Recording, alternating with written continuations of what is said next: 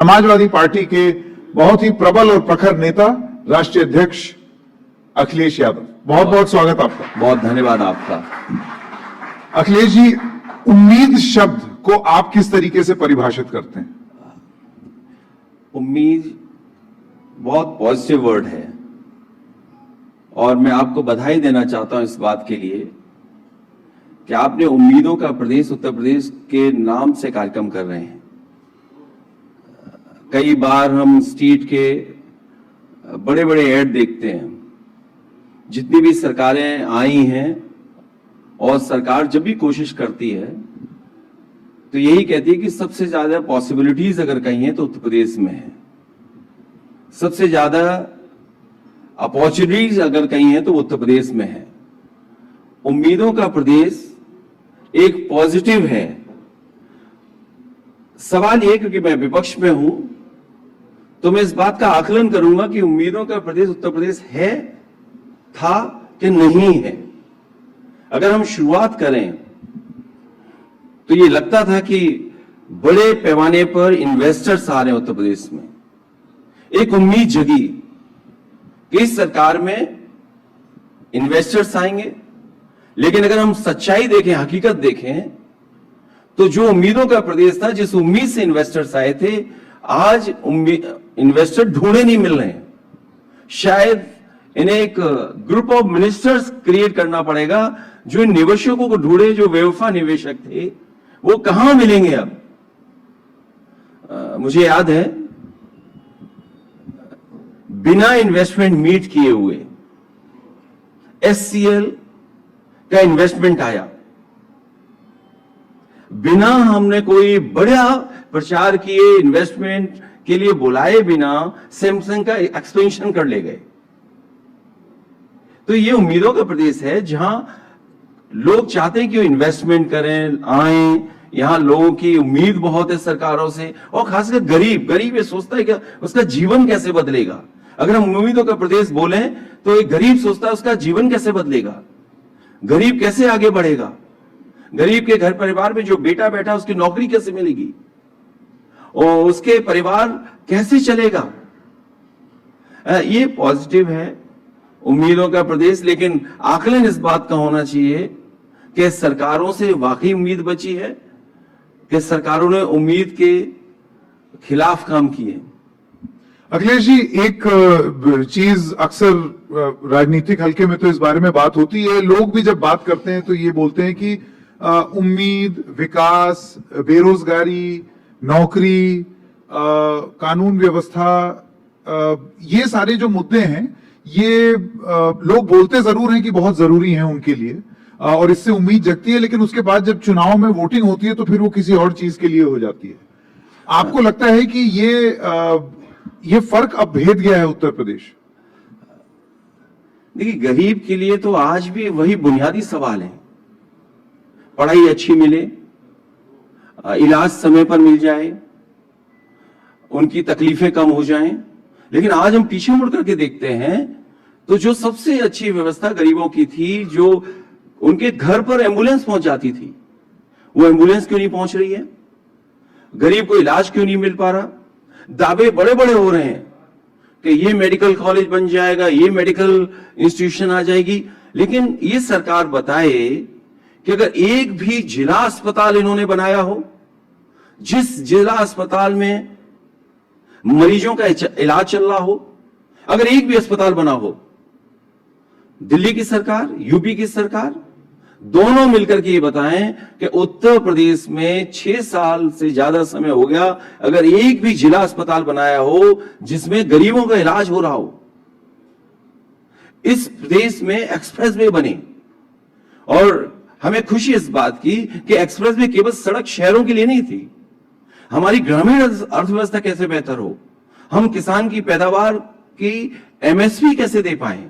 इस एक्सप्रेसवे के किनारे मंडियां बन रही थी, बड़ी बड़ी मंडियां 100 एकड़ में, 90 एकड़ में, 60 एकड़ में, जिससे गरीबों को या किसानों को वहां पर उनकी पैदावार की कीमत मिल सके।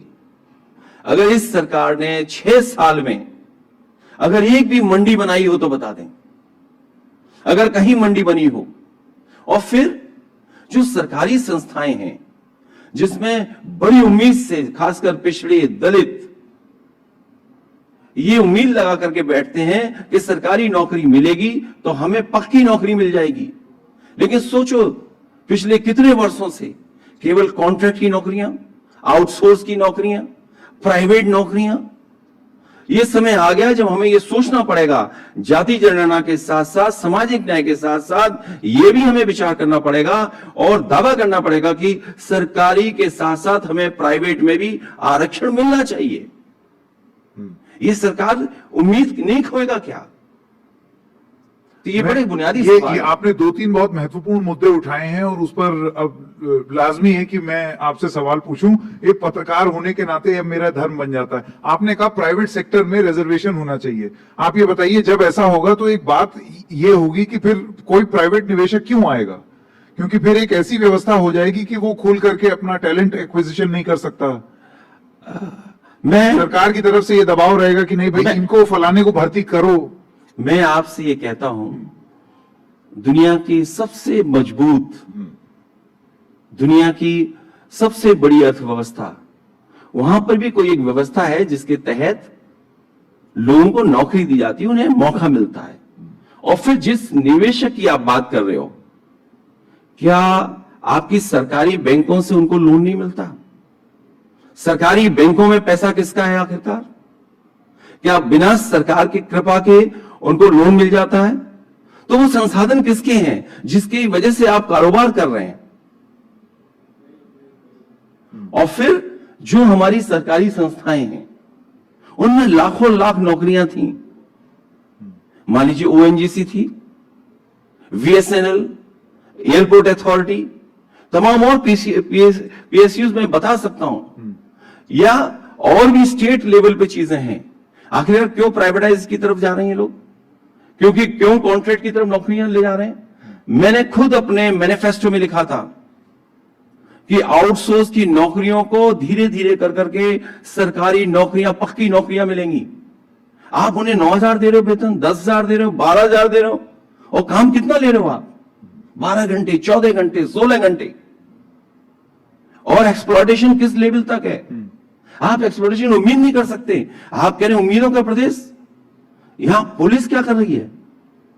मैं आपको शुरुआती समय की बात बता देता हूं। मैं आपको एटा में मामूली किसी मामले को लेकर के कुछ विवाद रहा होगा, उस पर छापा मारा पुलिस ने, और जब छापा मारा पुलिस ने तो वहां घर परिवार में देखा उसने कि वो व्यक्ति तो नहीं है जिसका नाम दर्ज है एफआईआर में, लेकिन उसकी परिवार की महिला मिल गई उससे, और उसी छापे के बहाने और डर के बहाने वो पुलिस के अधिकारी ने महिला से संबंध बना लिए। कितनी लड़ाई लड़नी पड़ी उसके बाद, तब एक अधिकारी जेल गया।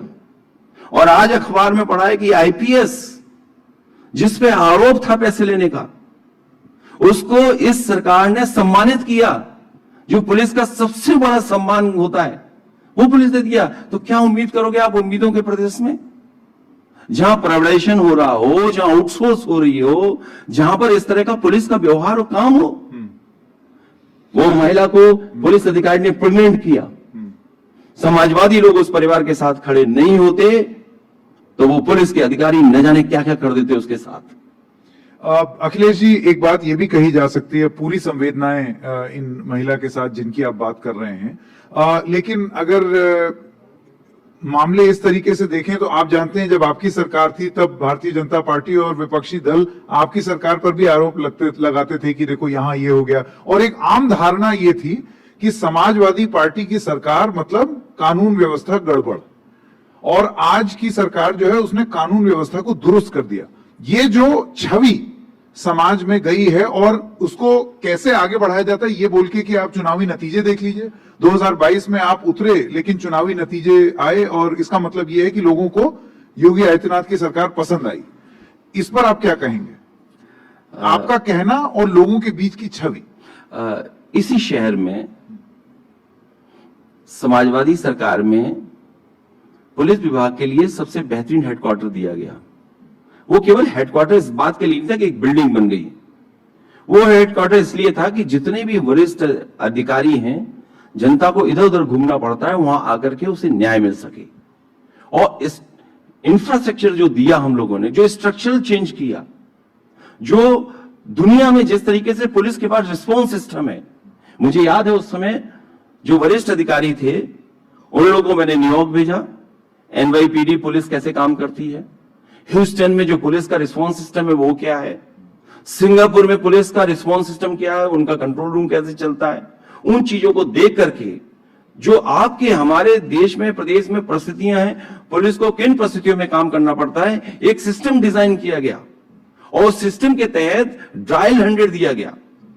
वो सबसे बेहतरीन, आप किसी अधिकारी से बात कर लीजिए, वो किसी अधिकारी से आप पूछेंगे कि रिस्पॉन्स सिस्टम डायल 100 से पहले क्या था और आज सबसे बेहतरीन पुलिस के लिए काम करने का तरीका क्या बन रहा है, क्या 100 नंबर नहीं है जो आप 112 हो गई। वो इसलिए दी गई थी कि हमारा गरीब अगर है और गांव का रहने वाला किसान अगर तकलीफ परेशानी में है तो उसे थाने ना भागना पड़े, वो फोन मिलाए, पुलिस उसके घर पे पहुंचे और उसकी मदद करे। क्या इससे बेहतर कोई सिस्टम बना? इसी जहां हम बैठे हैं यहां से मात्र 300 मीटर दूर 1090 पावर वुमेन लाइन बनाया गया, क्योंकि आज के समय पर अगर किस तरीके से तकलीफ परेशानी बेटियों को महिलाओं को फेस करनी पड़ती है, उसकी समस्या का समाधान क्या हो, मुझे याद है 1090 क्रिएट किया गया और उस समय सुप्रीम कोर्ट तक ने कहा कि इससे बेहतर महिलाओं के सुरक्षा के लिए और क्या हो सकता है, उत्तर प्रदेश से और प्रदेशों को सीखना चाहिए। तो ये व्यवस्था किसने दी? तो ये आरोप लगाना, और अगर हम एनसीआरबी के आंकड़े देखें तो वो दिखाते हैं आंकड़े कि उत्तर प्रदेश में कितनी कानून व्यवस्था बिगड़ी हुई है, इतना भ्रष्टाचार, इतनी बेईमानी, इतनी लूट किसी सरकार में नहीं हुई जितनी भारतीय जनता पार्टी की सरकार में। क्या आप कल्पना कर सकते हैं पुलिस के लोगों के यहां चोरी की चांदी पकड़ी जाए? 50 किलो चांदी पकड़ी गई पुलिस के यहां। तो ऐसा क्यों है? ऐसा क्यों है कि उनके सांसद थाने में जाकर के जो अपहरण करता है उन्हें छुड़ा ले जाएं, और बाद में क्या मिलता है कि पुलिस के ट्रांसफर हो जा रहा है। ये सांसदों के लिए कानून व्यवस्था है। पर अखिलेश जी ऐसा और क्यों इसके है? आगे मैं बताता हूं आपको, एक गरीब मुस्लिम से बीजेपी के कार्यकर्ताओं ने पैसा देकर के उसे मांस रखवाया मंदिर में, दंगा हुआ, जो 17 लोग जेल गए वो सब बीजेपी के थे। इसलिए केवल प्रचार कर देना, कोई सरकार ऐसी है, इनके देखिए क्या हालत है। अगर मैं सूची पढ़ना चाहूं तो आपको सूची पढ़ करके बता सकता हूं कि कौन क्या कर रहा है बीजेपी के लोग, जो अखबारों में छप रहा है। कोई बात मैं नहीं कह रहा हूं, जो अखबारों में छप रहा है इनके बारे में। ऐसा क्यों है लेकिन फिर अखिलेश जी की एक छवि प्रस्तुत कर दी गई है कि अब चीजें सुधरी हैं, पहले खराब थी। असल में पत्रकारिता भी फुटपाथ की होनी चाहिए, 5 स्टार की नहीं होनी चाहिए। और एक दूसरे की होड़ में चैनल चमक जाए, चमकता हुआ चैनल हो, इस होड़ में आप बहुत सी चीजें छोड़ देते हैं। इसलिए जहां पत्रकारिता राजधर्म की बात कर रही है पत्रकारिता, तो पत्रकारिता का भी अपना धर्म है, पत्रकारों को अपना धर्म भी निभाना चाहिए। वो धर्म कौन निभाएगा? ठीक है, अब मैं उम्मीद करता हूं ये आप जिनके लिए संदेश दे रहे हैं उनको मिलेगा। लेकिन अखिलेश जी अब आइए बात करते हैं कि देखिए राजनीति और चुनावी प्रणाली राजनीति का एक बड़ा अहम हिस्सा है। जो जीता वही सिकंदर। आप राजनीति करें, लोगों की राजनीति करें, लेकिन फिर चुनाव ना जीते तो आप लोगों के लिए वो काम भी नहीं कर पाएंगे, उनकी उम्मीदों को भी पूरा नहीं कर पाएंगे। देखिए, हाँ, जो जीता वही सिकंदर, और मैं चंदौली का रिजल्ट देख करके बताऊं, जो पीटा वही सिकंदर, जिसने पीटा वही सिकंदर। इसी उत्तर प्रदेश में अधिकारियों ने मिलकर के रिजल्ट बदल दिया किन्नरों का। उनके अधिकारियों की जानकारी मिल गई उनको कि उनके रिजल्ट पक्ष में नहीं बना रहे हैं अधिकारी। किन्नरों ने पीट पीट करके पुलिस को अधिकारी को रिजल्ट बदल दिया। तो क्या आप ये कहेंगे जो जीता वही सिकंदर? तो मैं तो ये कहूंगा जो पीटे वही सिकंदर।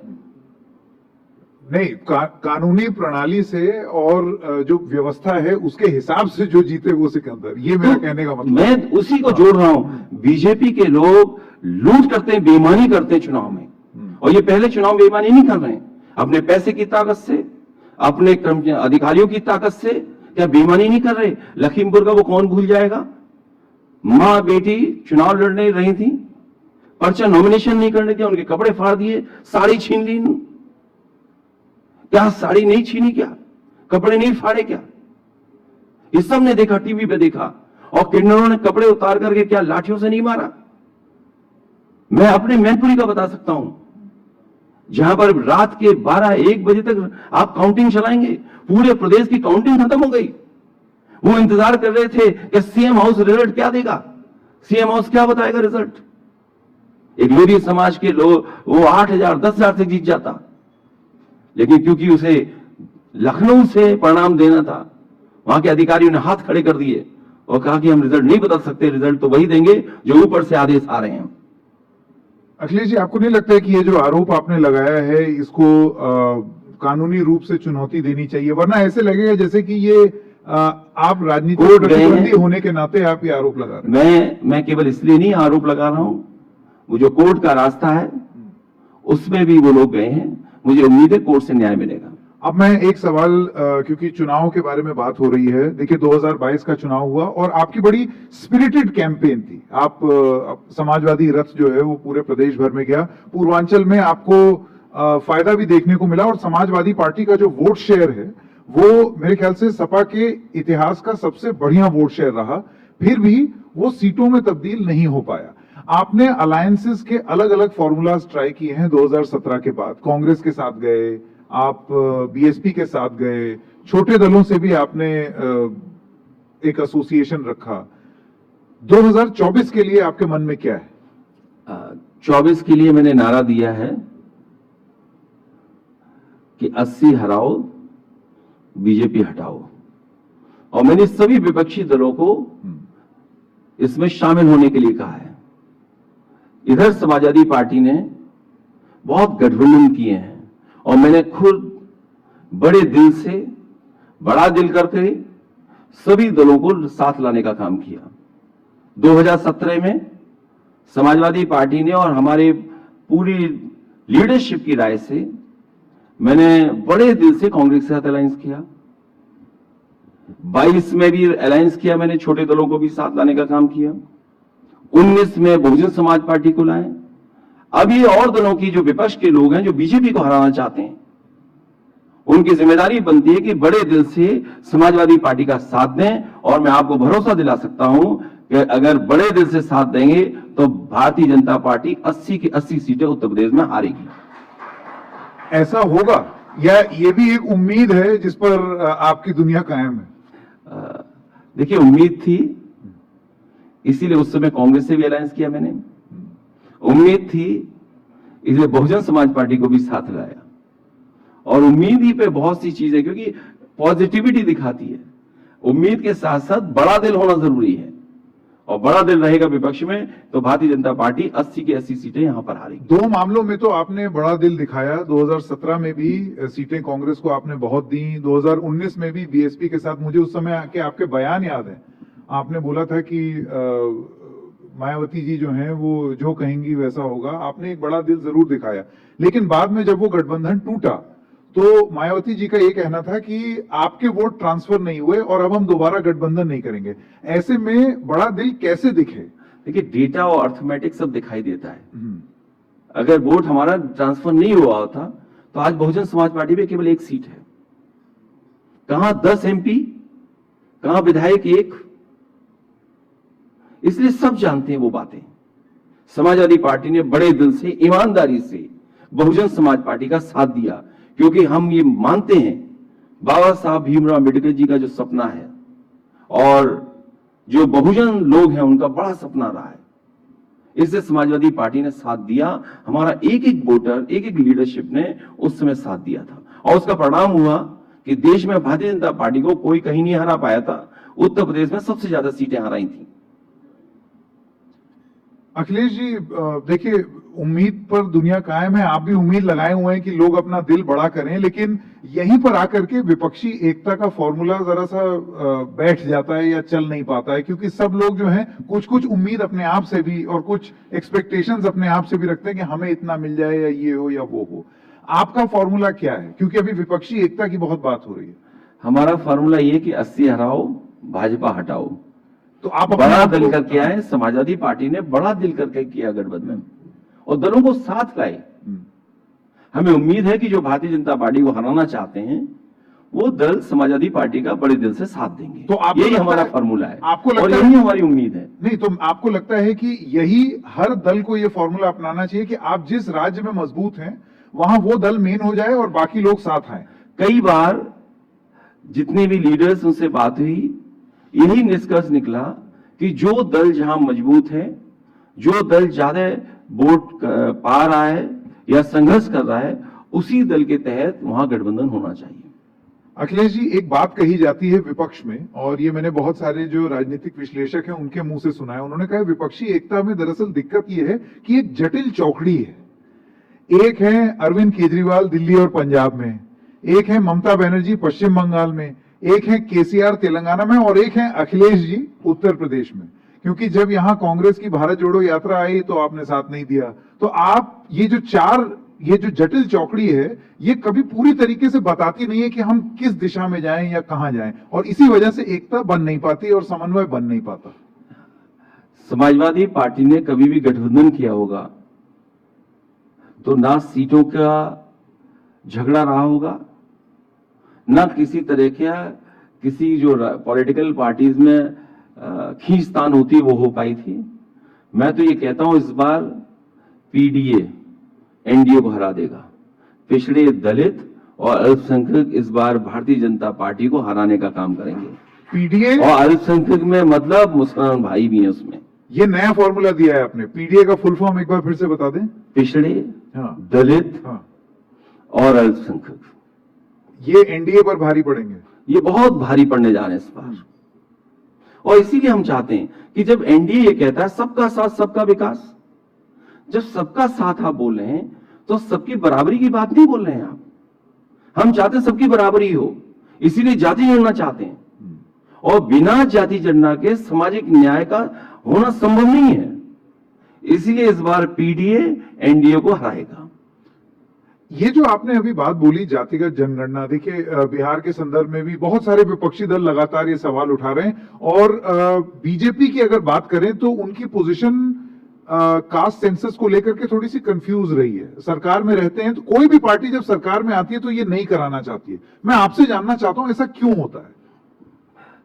ये ऐसा क्या चीज है इस कास्ट सेंसस में कि कोई खुल के हाँ नहीं बोल रहा? मुझे याद है लोकसभा में जिस समय सेंसस हो रहा था, नेताजी आदरणीय लालू प्रसाद यादव जी, शरद यादव जी और दक्षिण भारत के जितने भी नेता हैं, उन्होंने यही मांग रखी थी उस समय जो सरकार थी उससे कि जाति जनगणना होनी चाहिए।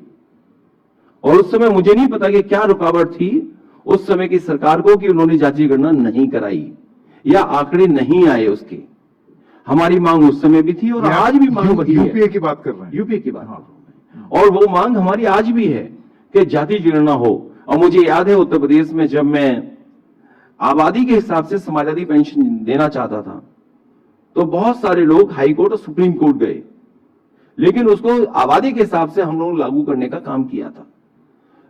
और अगर कोई चीज आबादी के हिसाब से लागू करेंगे, अगर हम पिछड़े दलितों को बराबरी का हक देना चाहें या उनकी आबादी के हिसाब से देना चाहें तो बिना जाति गणना कैसे संभव है?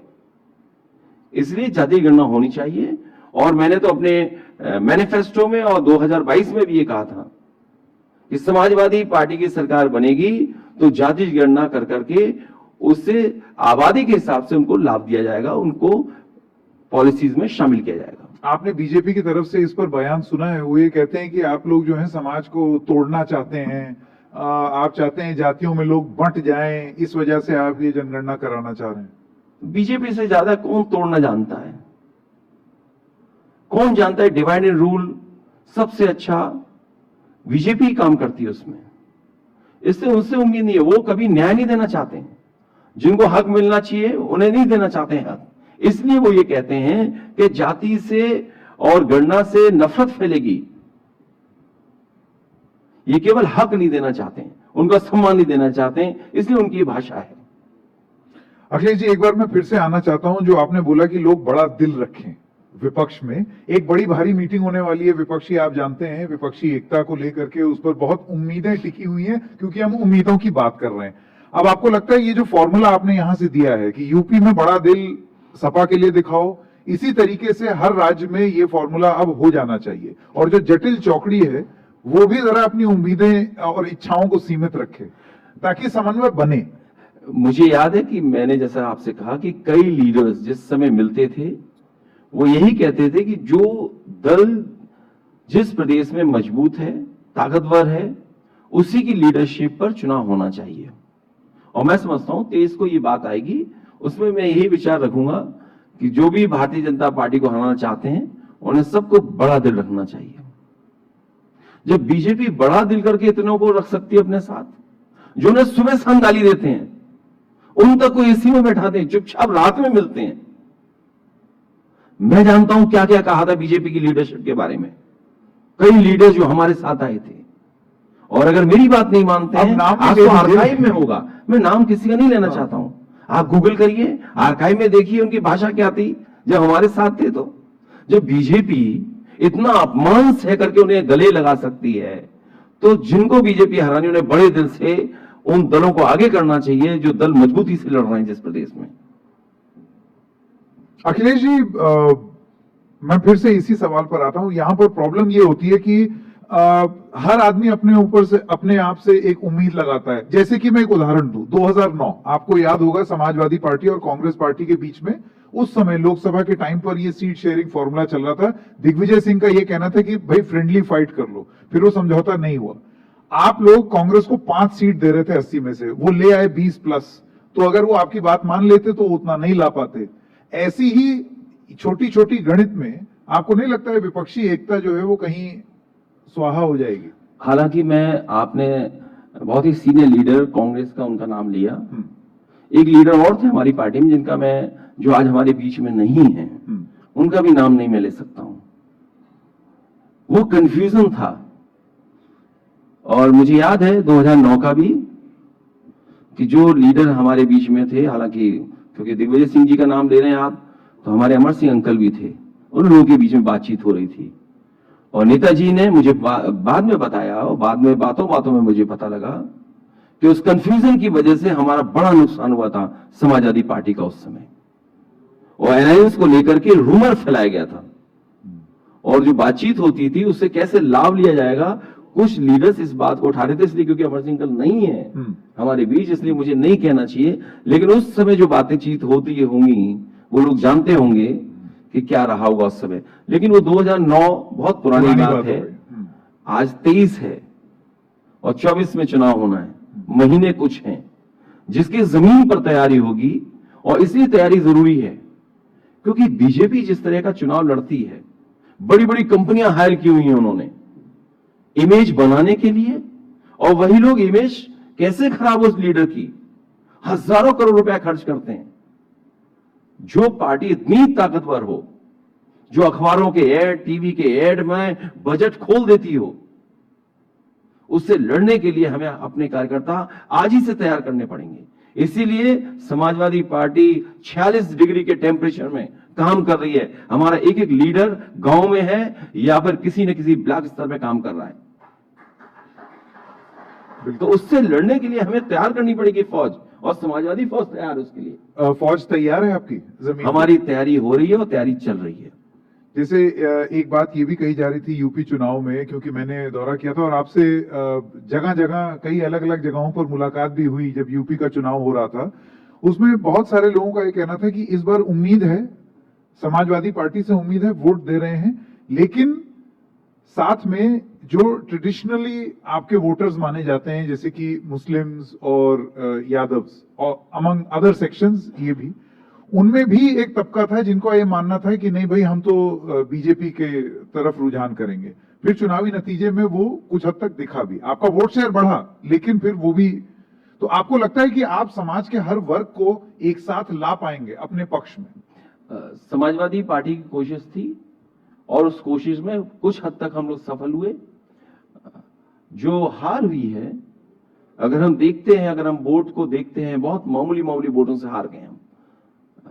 बाराबंकी बगल में है, कुछ वोटों से हार गए हम लोग विधानसभा। अगर हम सहारनपुर से लेकर के उत्तर प्रदेश के दूसरे कोने तक जाएं तो 3.5 लाख वोट ही तो ऐसा था। समाजवादी पार्टी का वर्कर और हम लोग कोशिश कर लेते, 3.5 लाख से ज्यादा वोट कुछ विधानसभा में पा गए होते तो आज सरकार समाजवादियों की होती। जनता ने वोट दिया और हर वर्ग के लोगों ने वोट दिया। लेकिन जो बीजेपी की स्ट्रेटेजी थी कि समाजवादी पार्टी का किस प्रत्याशी से नुकसान होगा, किस प्रत्याशी का दूसरे दल से प्रत्याशी आए, ये स्ट्रेटेजी में हम लोग थोड़ा पीछे रह गए। इसलिए आने वाले चुनाव में इन पहलुओं पर भी हम लोगों को बहुत मजबूती से काम करना पड़ेगा। ये सीख ले ली है आपने 24 के लिए, क्योंकि ये गणित अभी दोबारा आएगी 2024 में। मैंने तभी कहा आपसे कि मात्र 3.5 लाख वोट ही हम लोग पीछे थे।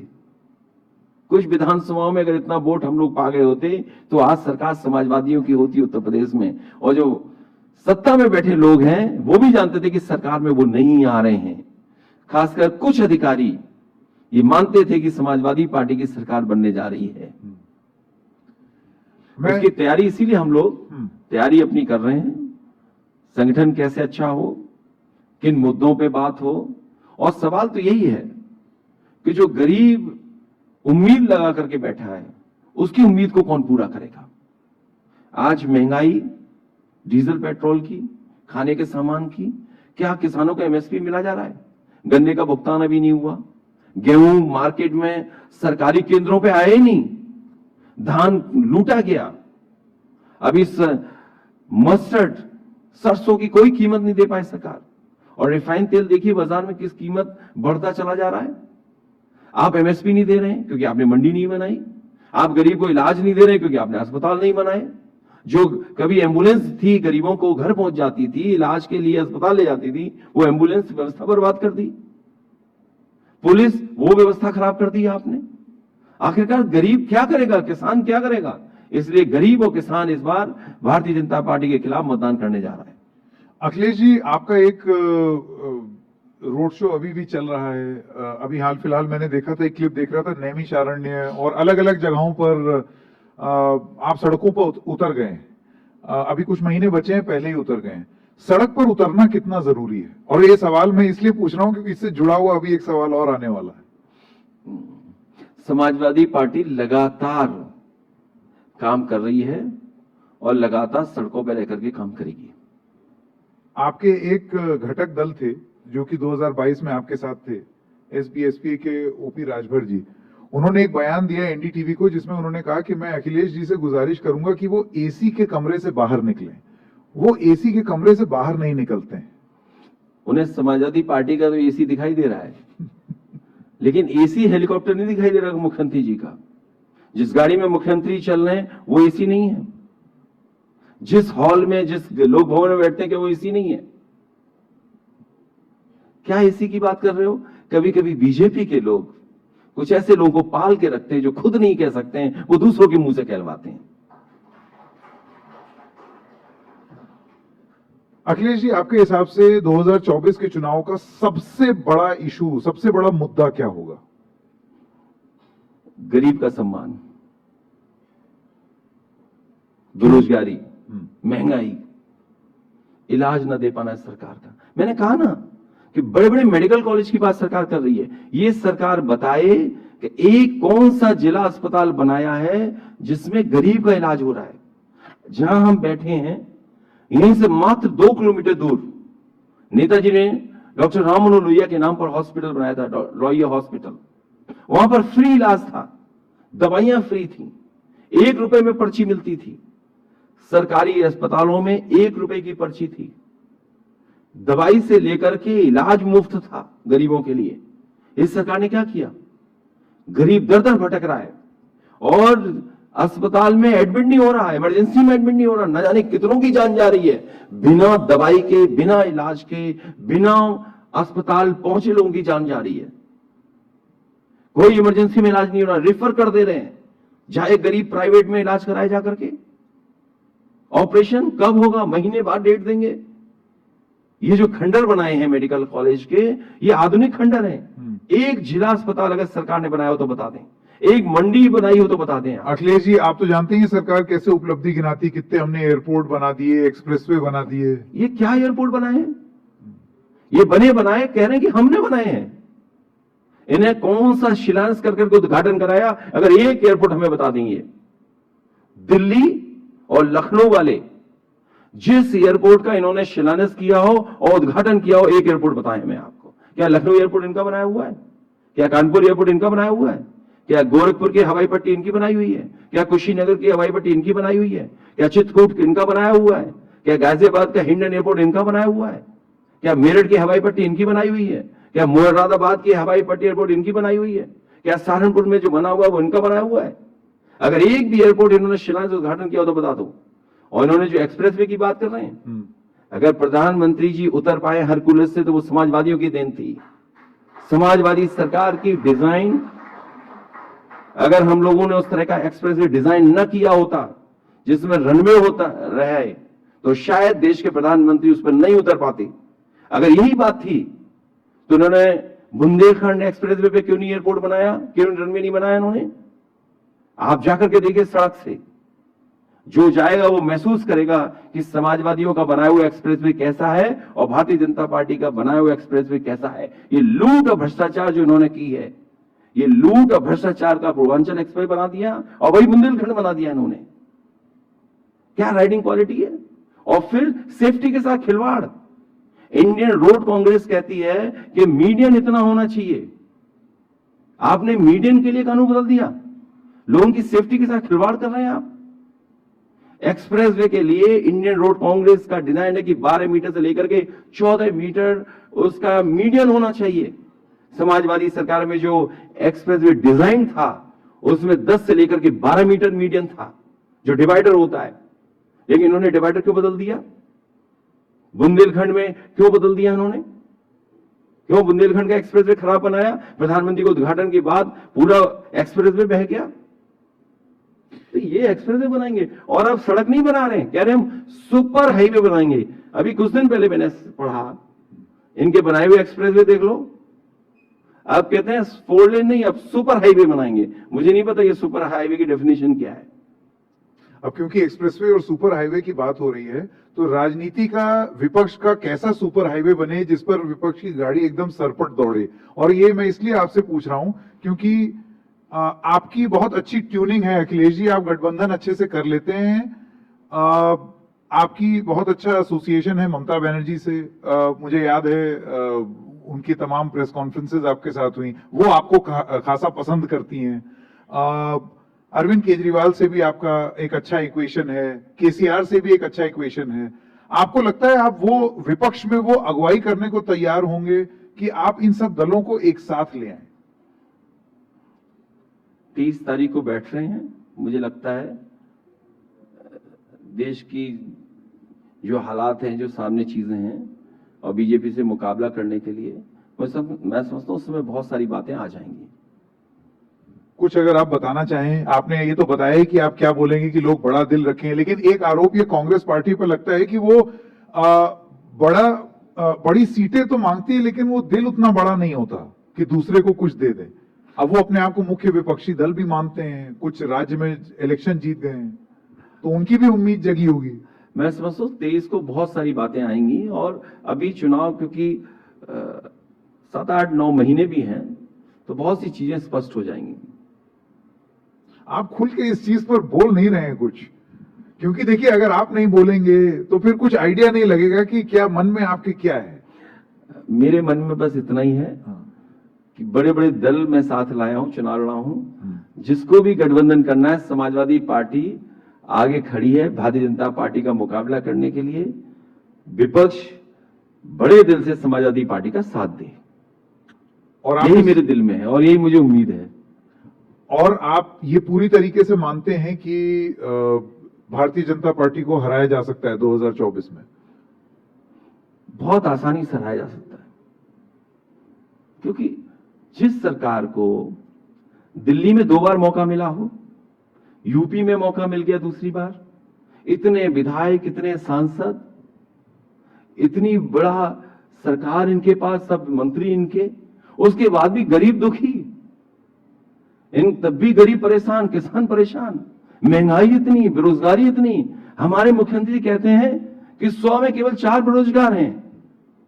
अरे हमारे मुख्यमंत्री को अनएम्प्लॉयमेंट रेट और एम्प्लॉयमेंट रेट का नहीं पता। अगर जो मुख्यमंत्री सरकार ये बात न जाने, वो क्या नौजवानों को नौकरी देगी? कहते 100 में 4 बेरोजगार हैं, कौन भरोसा करेगा इन पर? मेरा आखिरी सवाल अखिलेश जी, नीतीश कुमार जी जो कि अभी अगुवाई कर रहे हैं, कई नेताओं से मिल रहे हैं, कांग्रेस से मिले, सब नेताओं से मिले, उन्होंने एक बयान दिया था और ये बोला था कि अगर विपक्ष एकजुट हो जाए तो बीजेपी 50 पर उतर आए। आपका क्या आंकड़ा है? आपको क्या लगता है? मैं सहमत हूं उनसे। और उत्तर प्रदेश जहां से बीजेपी आई है, 14 में आई थी और 24 में जाएगी। और अब तो उत्तर प्रदेश में दिखाई दे रहा है कि यहां पर हर डब्बा अपने आप को इंजन समझ रहा है। आप देखो कैसे गाड़ी दौड़ रही है, यहां हर डब्बा इंजन बन करके घूम रहा है। जिस प्रदेश के पास कार्यवाहक डीजीपी हो, एक डीजीपी, दूसरा डीजीपी, तीसरा डीजीपी, और मैं कह के जा रहा हूं आखिरी में, एक व्यक्ति जेल में है, एक जेल में है व्यक्ति। इसलिए जेल में है क्योंकि एक डीजीपी ने उस पर अपना काला धन इन्वेस्ट किया था। जब वो रिटायर हुआ, वो पैसा नहीं वापस कर पाया, इसलिए वो जेल में है। क्या सोच सकते हो आप? एसटीएफ जा रही है, दिल्ली में छापा मार रही है, दिल्ली में, और दिल्ली वाली संस्थाएं यूपी में छापा मार रही हैं। क्या अखबारों में नहीं पढ़ा कि बीजेपी के खासम खास लोगों का इन्वेस्टमेंट उनमें था? तो सोचिए आप, ऐसी उत्तर प्रदेश की सरकार है। इसलिए जनता को उम्मीद है कि 24 में बदलाव होगा। इसी प्रदेश से भारतीय जनता पार्टी 14 में आई थी, 24 में बाहर जाएगी। अखिलेश यादव